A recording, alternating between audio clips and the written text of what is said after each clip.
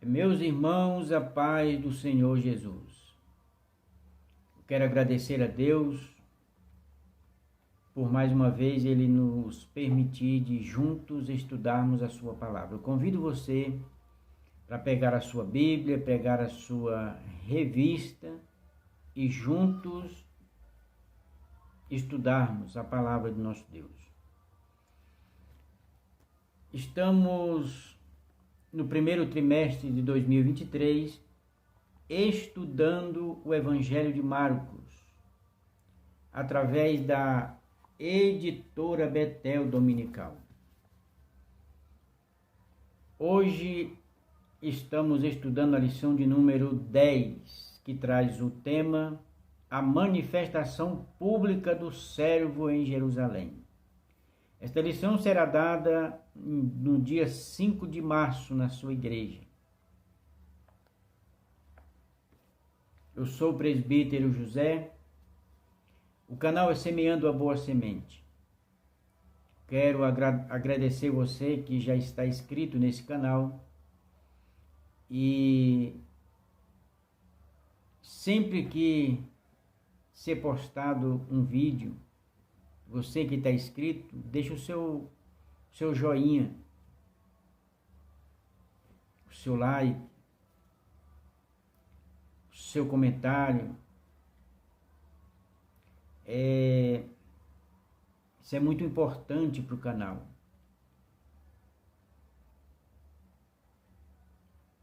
Vamos à lição.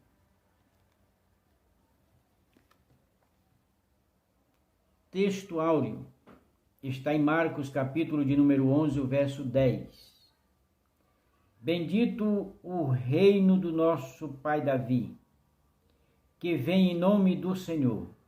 Hosana nas alturas. Verdade aplicada. Como nosso Senhor Jesus Cristo, precisamos estar alerta para não nos desviarmos do plano de Deus para nossas vidas. Estar alerta aqui é estar em vigilância o tempo todo. É estar consciente o tempo todo. Objetivos da lição. Primeiro, destacar que a casa do Senhor é lugar de oração. O segundo, ressaltar o zelo que o Senhor tinha pela casa, que o servo. Ressaltar o zelo que o servo tinha pela casa do Senhor. E terceiro, mostrar que o servo é rei e o Messias.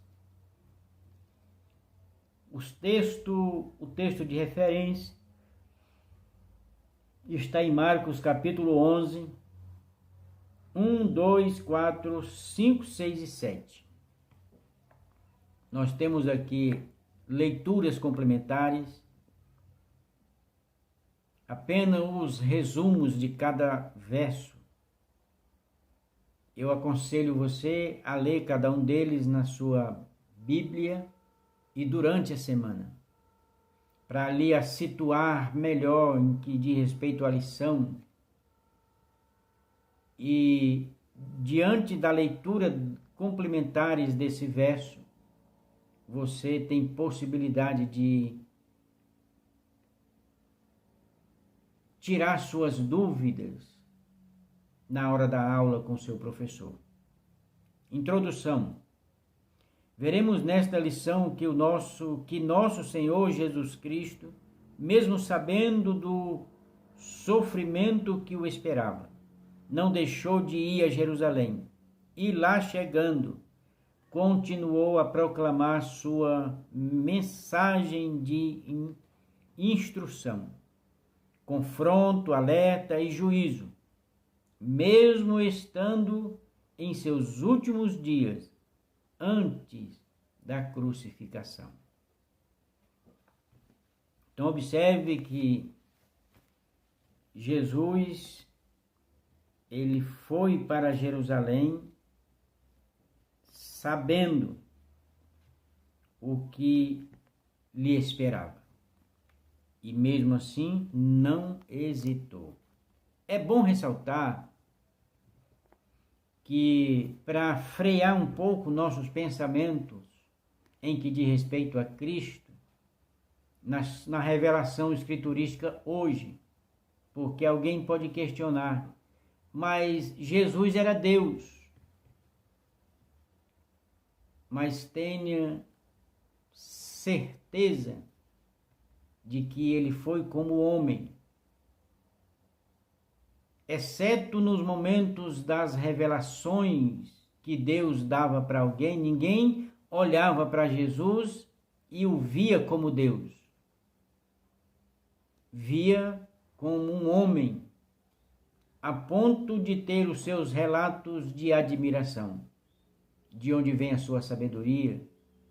De onde vem essa doutrina, essa autoridade?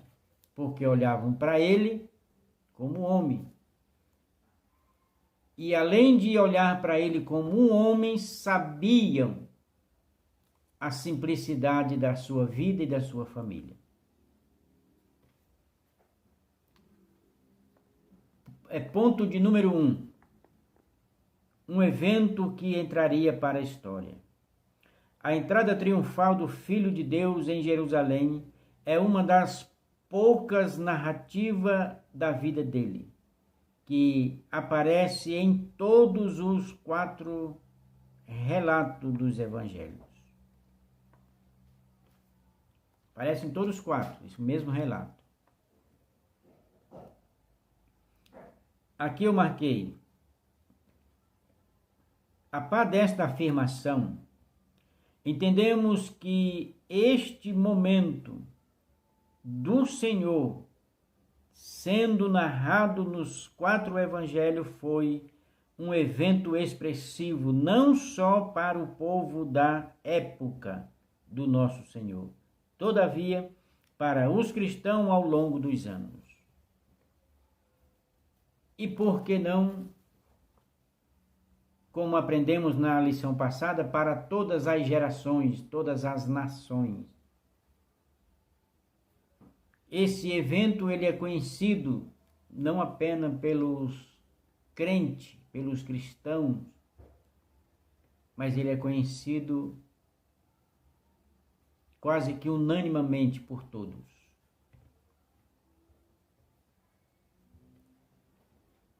1.1 subtópico: a entrada do servo em Jerusalém se aproxima. De acordo com Marcos, quando o servo de Deus se aproximou de Jerusalém, em Betfagé e de Betânia, junto ao Monte das Oliveiras, ele enviou 2 de seus discípulos até uma aldeia que estava em frente deles, e disse que ao entrarem na cidade encontraria preso um jumentinho, ao qual não havia sido montado por ninguém.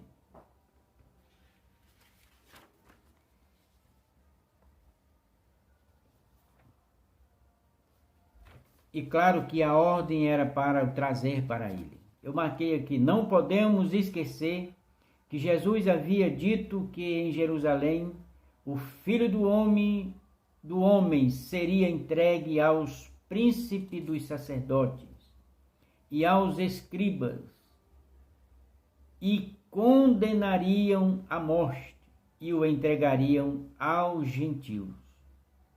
Escarneceriam dele, o açoitariam e cuspiam nele, e o matariam. Entretanto, ao 3º dia, ele ressuscitaria. Então, nós vemos aqui que, além de todas as consequências que ele ia viver e passar por ela, ele não hesitou. Isso nos mostra e nos traz a um exame individual para cada um de nós como servo. Nós estamos dispostos mesmo a servi-lo, a agradá-lo, a fazer o seu querer? Não se preocupe com as consequências. Desenvolva e realize a boa e a perfeita vontade de Deus. E Ele cuidará de cada detalhe. 1.2. O servo planejou a sua entrada em Jerusalém. Propondo fazer uma análise apurada, vemos no Evangelho de Marcos que o Filho de Deus, ao se aproximar de Jerusalém, ainda em Betfagé, no Monte das Oliveiras, convoca 2 de seus discípulos para que fosse à aldeia e trouxesse um jumentinho que lá estava preso. O servo, eu marquei aqui no 1.2. O servo já tinha tudo planejado em sua mente. O Senhor Jesus tinha plena consciência de que estava na terra para cumprir o plano divino preparado desde a eternidade. Então observe que a morte de Cristo não foi uma conspiração religiosa. A morte de Cristo não foi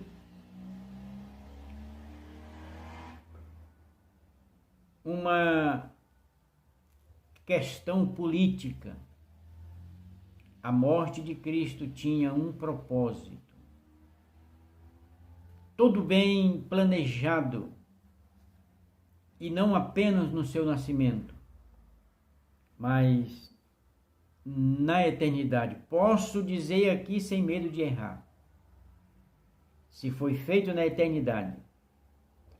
Provérbios capítulo de número 8 vai nos mostrar que Cristo já existia desde a eternidade.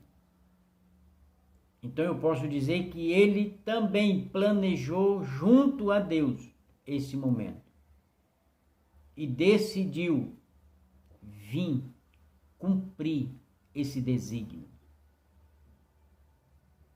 para glorificar o Pai e para resgatar aqueles que estavam perdidos e oprimidos pelo pecado, pelas forças das trevas e pelo medo da morte. Mas ele veio, suportou tudo, tentações, afrontas, o peso do pecado e o aguilhão da morte.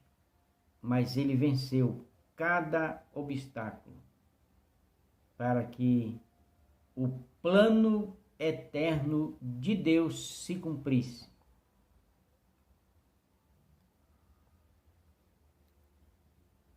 Um momento especial para uma pessoa especial. É importante a afirmação no Evangelho de Marcos de que a entrada de Jesus em Jerusalém, assentado em um jumentinho, era para se cumprir a profecia de Zacarias 9 e o verso 9. Alegra-te muito, ó filha de Sião. Exulta, ó filha de Jerusalém. Eis que o teu rei virá a ti, justo e salvador, pobre e montado sobre um jumento. Então nós precisamos olhar para isso aqui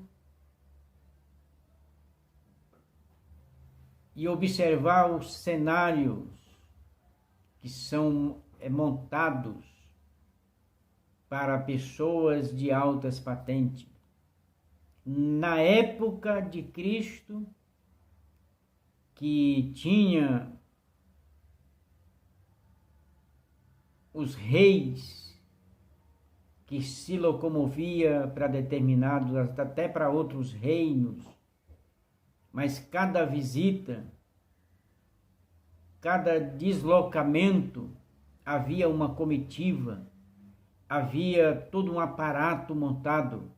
Hoje não é diferente.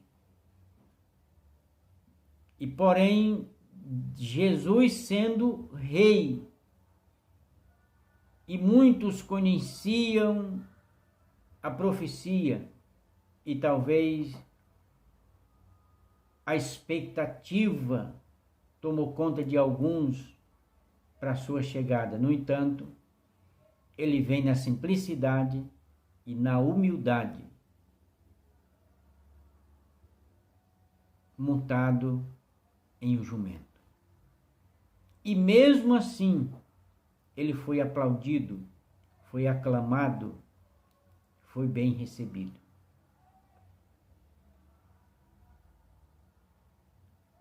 No dia seguinte, ouvindo uma grande multidão que viera à festa, que Jesus vinha a Jerusalém.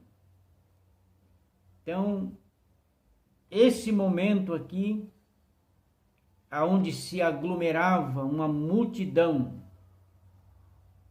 estava sendo preparado a celebração da Páscoa.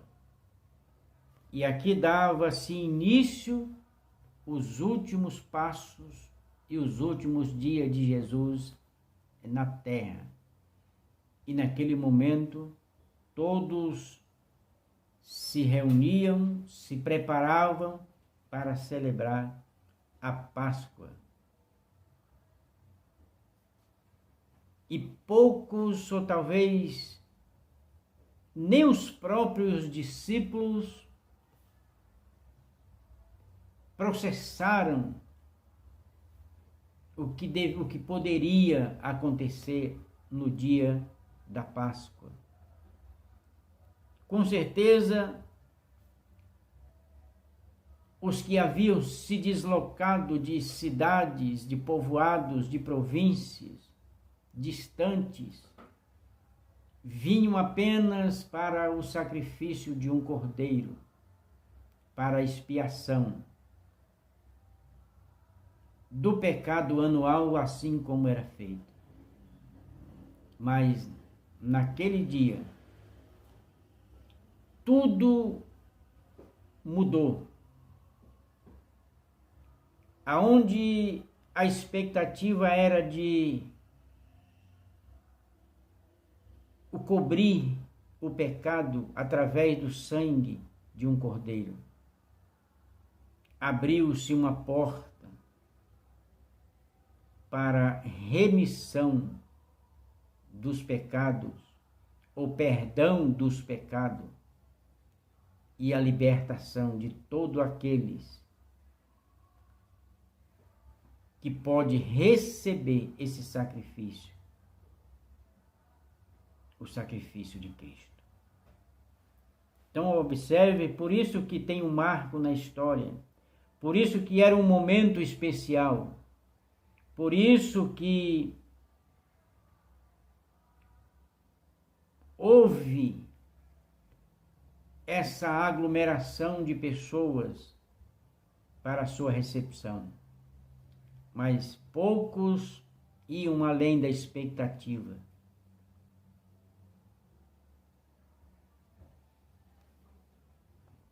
Porque naquele dia, Jesus cumpriu o propósito eterno de Deus em favor da minha e da sua vida. É chegado o grande momento. Ponto de número 2.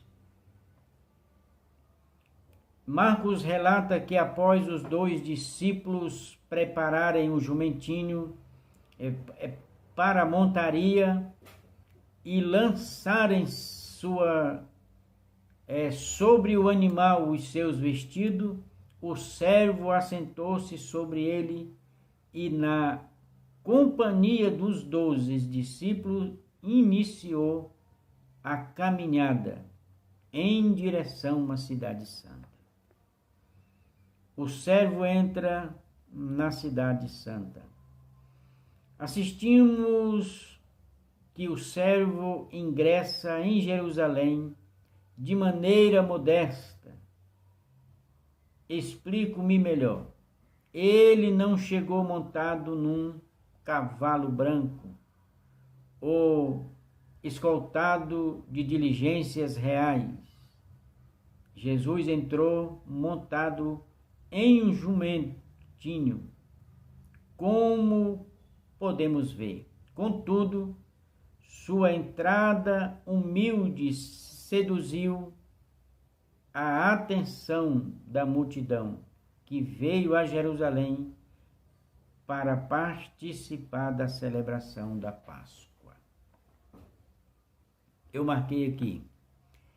Ainda podemos ler que tanto os que vinham à frente como os que vinham atrás começaram a gritar: Hosana, bendito o que vem em nome do Senhor, bendito o que vem, bendito o reino de nosso pai Davi, que vem em nome do Senhor. Hosana nas alturas, de tal modo o Filho de Deus entrou na cidade de Jerusalém. Então observe que foi a recepção. Foi calorosa.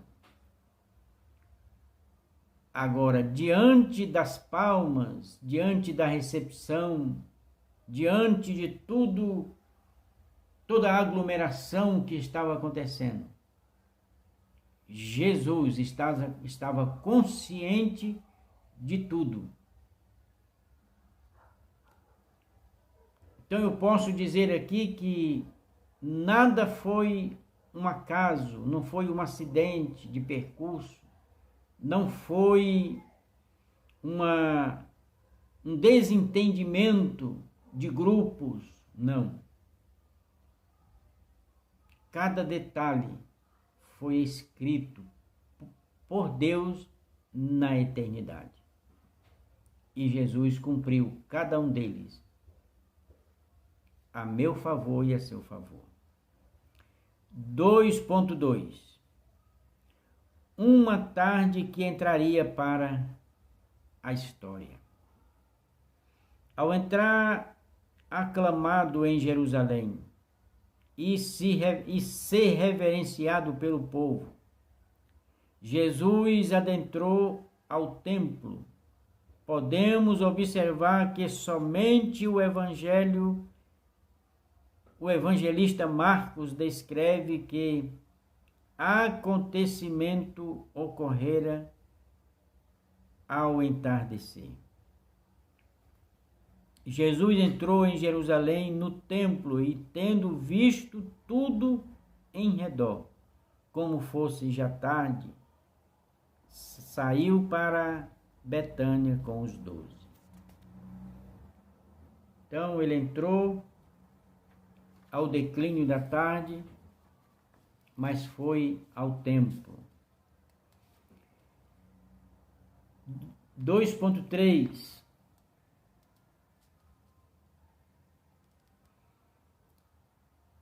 As lições de uma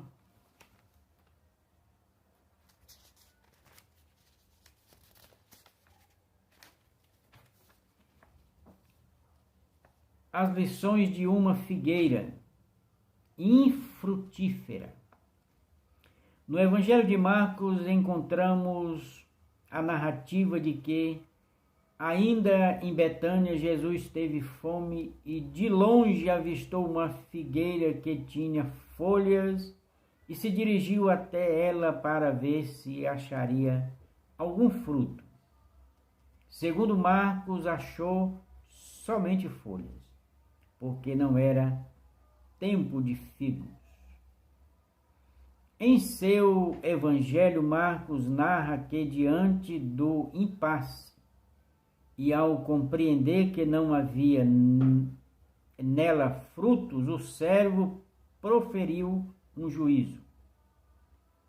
Posto isso, entendemos que aquela árvore possui, assim como os líderes de Israel, um aspecto desonesto, e suas folhas o deletavam. Podemos fazer uma comparação dessa figueira com a falsa devoção da religião judaica e sua falsa santidade. Será que nós podemos atualizar isso hoje? Será que nós podemos contemplar figueiras por aí? Ou será que, se eu me autoexaminar, eu vou encontrar frutos em mim? E você?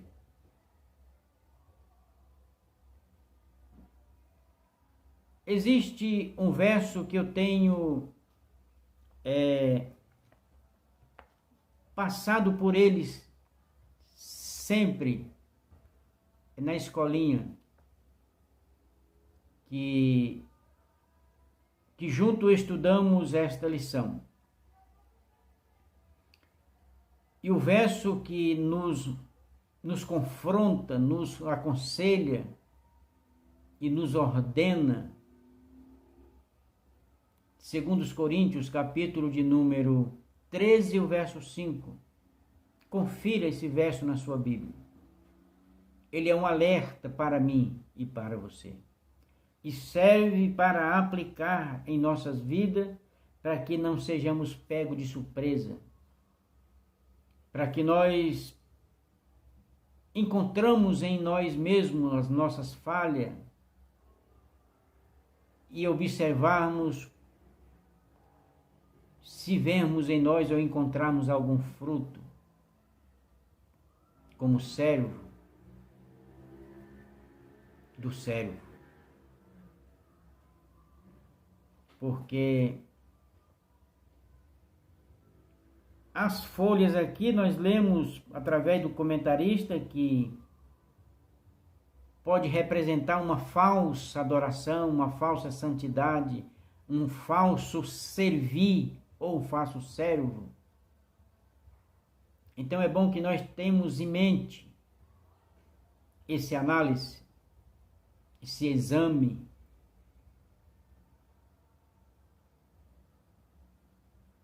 essa prova de nós mesmos.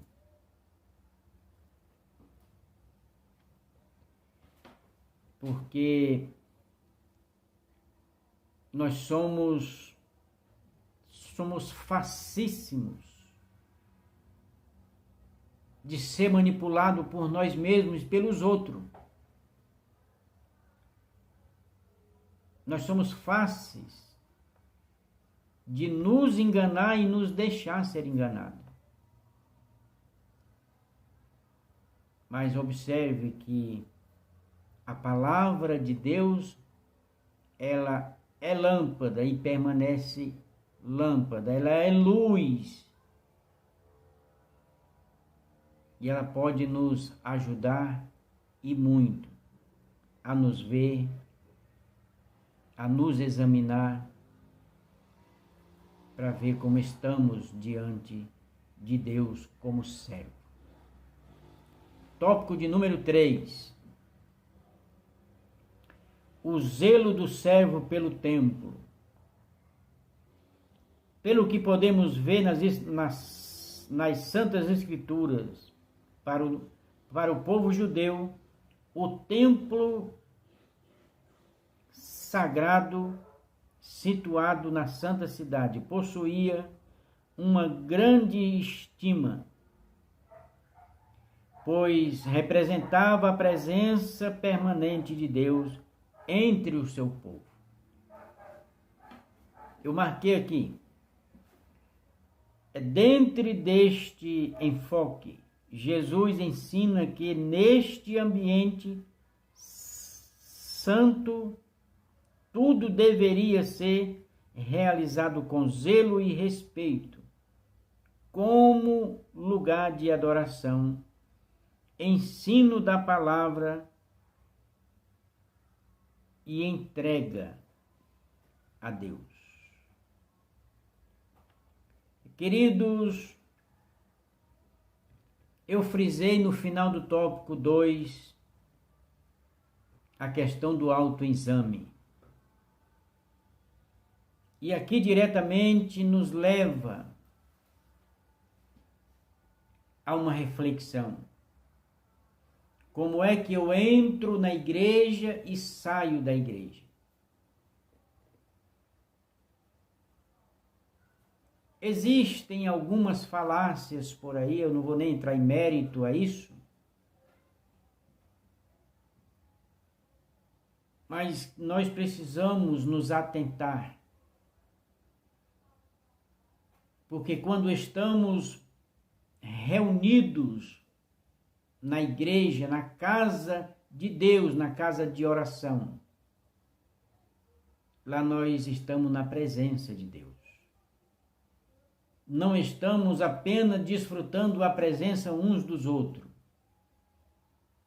nem daquele que vai trazer a mensagem ou do pastor, não.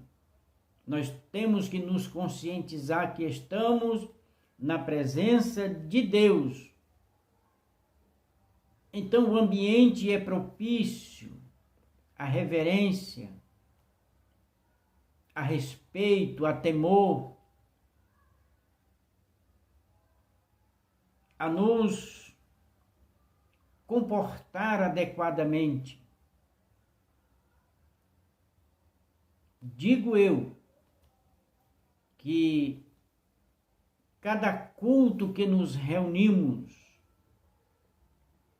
é um momento de aprendizado, é um momento de modelo para o nosso comportamento, é um momento de preparação para os nossos passos seguintes. Ao sair dessa reunião, estarmos preparados para representá-lo aonde quer que entrarmos e sairmos. É preciso nós observar isso. Se nós nos comportarmos bem na presença de Deus, consciente, com temor, nós temos grandes possibilidades de sair desse momento, desse ambiente e representá-lo por onde passarmos. Agora, se nós entrar no templo, na igreja, nos reunimos, sem transcender as nossas expectativas transitórias, nós corremos um grande risco de desdenhar do momento, de nos dispensar no momento.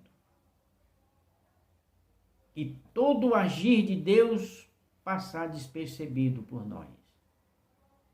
Por isso que é preciso nós redobrarmos a nossa atenção e cobrar de nós mesmos o momento em que nos reunimos para ouvir a mensagem e para Deus revelar para nós o seu plano e o seu propósito.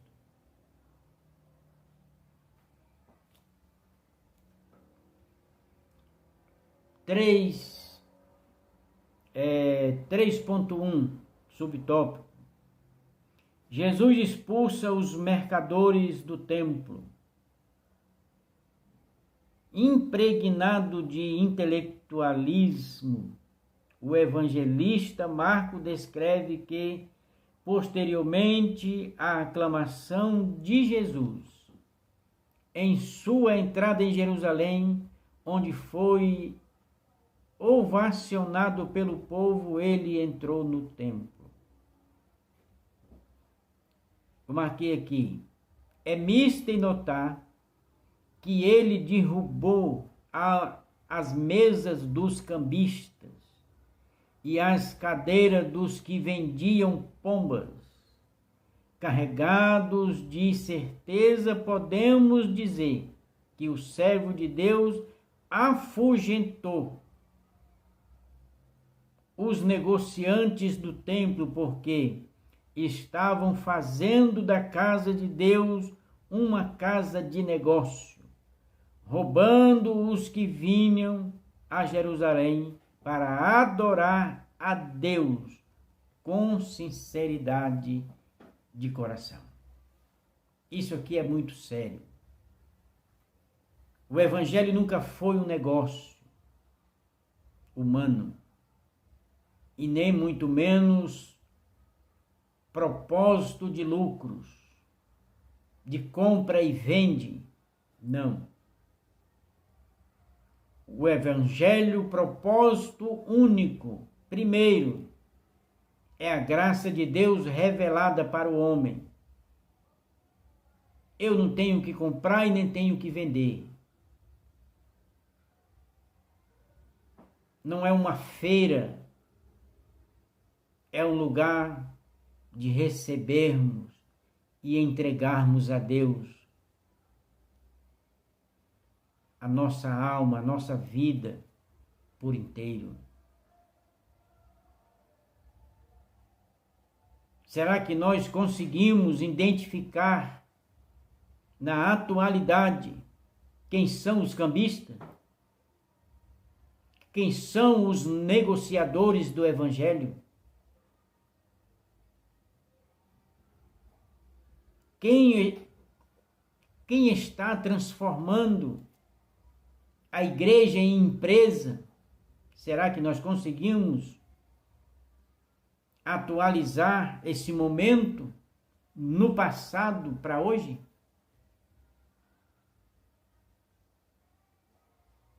Eu convido você a mergulhar nas Escrituras para que, como mensageiro, como representante, como igreja, como servo, nos posicionarmos contra a negociação do evangelho, contra os cambistas, contra os fraudários,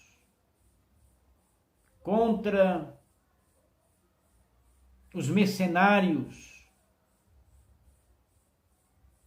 contra todo tipo de engano,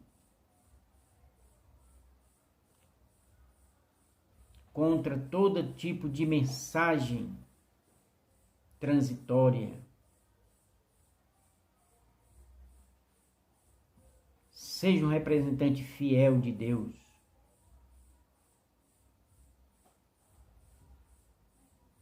Não compactuamos com compra e vende de mensagem, de louvor.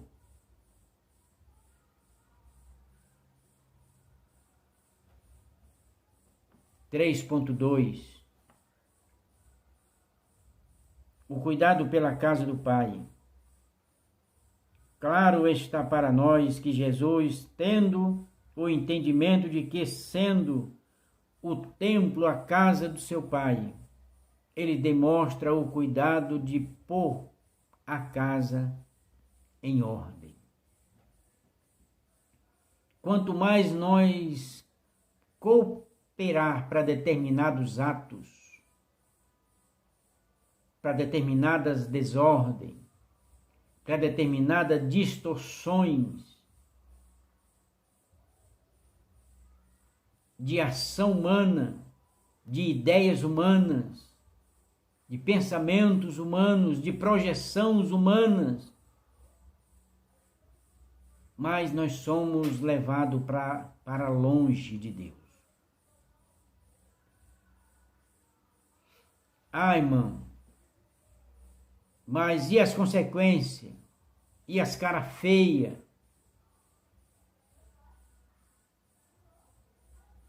e os escanteios.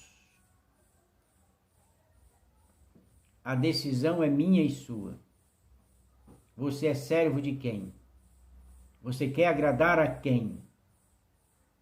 Você quer compactuar com quem? Quem vai proteger, guardar a sua vida?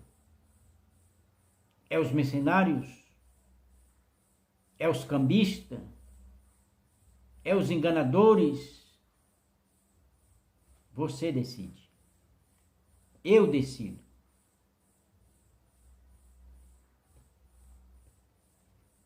Olha aqui. Pois podemos observar que para o servo o templo precisaria ser um lugar de adoração, onde o povo poderia ir para se santificar e cultuar em paz, pois sem santidade ninguém verá o Senhor. É você que decide. É eu que decido. Eu vou me contaminar ou vou me santificar? Eu sei que é difícil.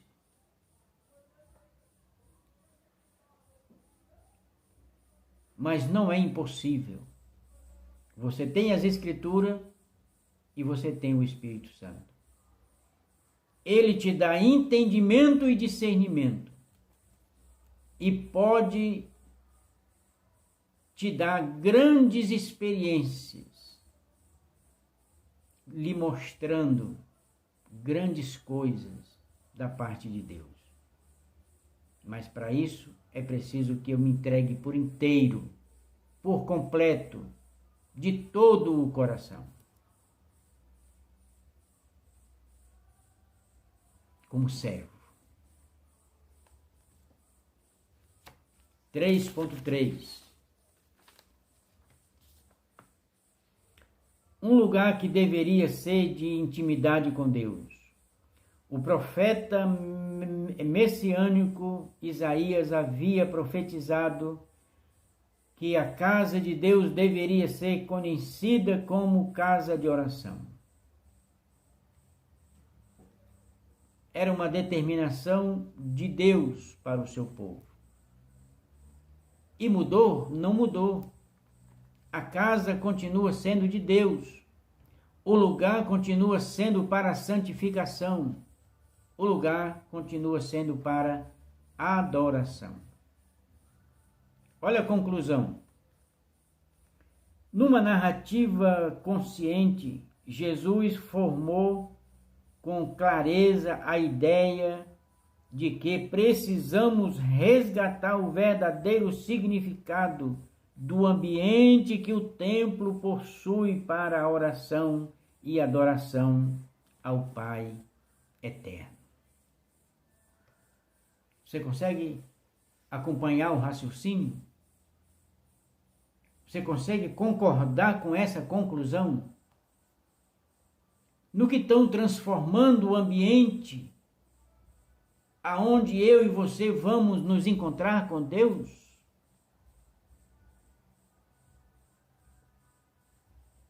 Eu vou mudar o ângulo da pergunta. Que tipo de mensagem você gosta de ouvir? É mensagem de agitação? É mensagem de grandes promessas e profecia que lhe leva ao êxtase? Ou é uma mensagem que lhe confronta, que lhe conscientiza?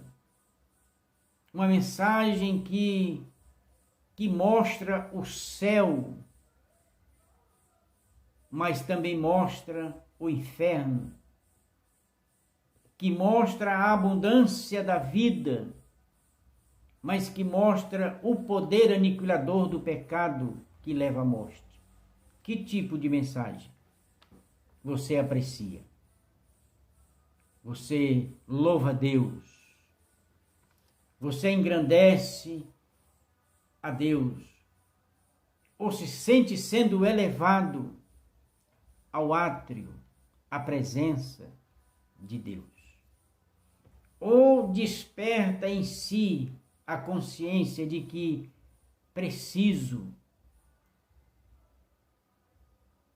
mudar de comportamento, de atitude e de pensamento.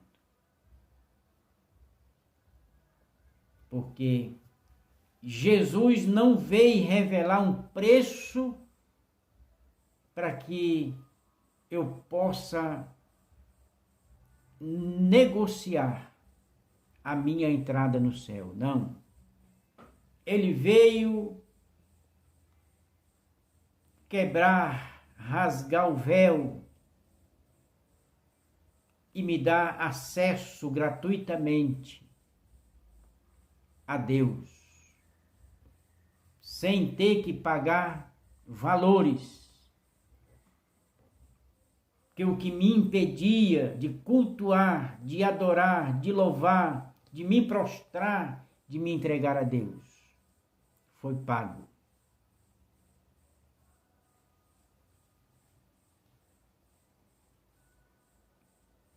Mais uma vez, conclusão dessa lição. Numa narrativa consciente, Jesus formou com clareza a ideia de que precisamos resgatar o verdadeiro significado do ambiente que o templo possui para a oração e a adoração ao Pai eterno. Eu convido você para esse desafio.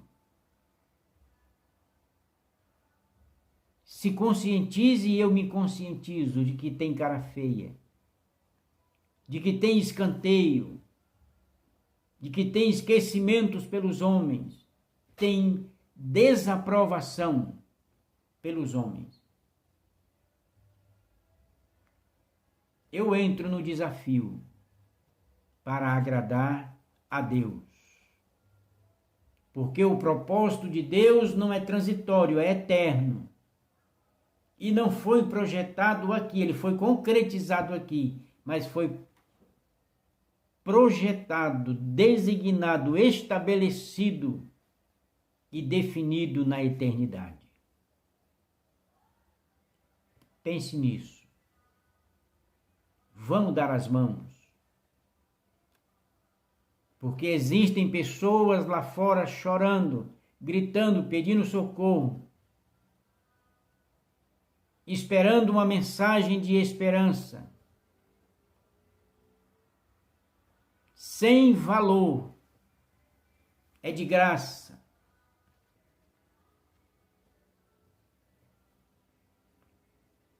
O modelo ainda é Cristo. A grande pérola ainda é Cristo.